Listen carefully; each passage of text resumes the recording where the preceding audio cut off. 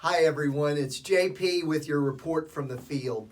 You know, we're very close to ending the month of April, and as a business leader, I've never had a more challenging month.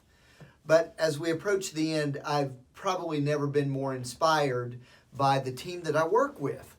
We just had a discussion, and I'm looking at the numbers because, frankly, we're getting ready to invoice folks, and I want to speak specifically to sales here for a moment. Yes, we did have a decline in our sales on behalf of clients this month, but it is not off as much as I could ever have anticipated. And in fact, it's quite robust.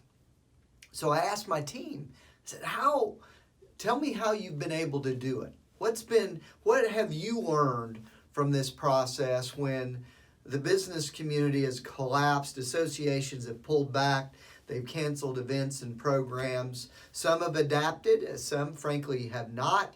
Tell me about what you've learned from it. And here are a couple things. One, don't get too comfortable ever. Had one of my colleagues say, hey, I've always tried not to be too comfortable, but I can tell you this, I'm never going to be comfortable again. And always adapt, always adjust. That was one of the themes. The second one, the fortunes of follow-up. The fact that you can stay involved and keep contacting folks that may want to do business with you with the right amount of empathy and concern for their business will actually get them to work with you, if not now, but in the future. The third, diligence and consistency. When you see the things that are going on right now, it's very easy to take a day off and not do it.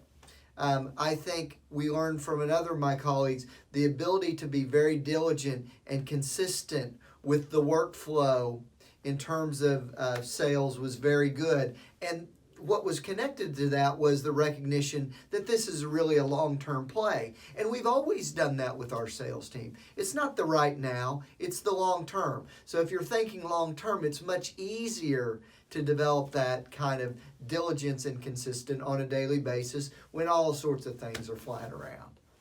And then finally, the timely message. We've always wanted to have the right message in our business development work for the time.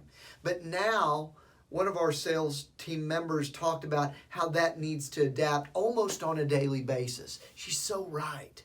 So, timely messaging, diligence and consistency, the fortunes of follow-up, and never get comfortable. Hope these are helpful to you in the month strong. I know you will.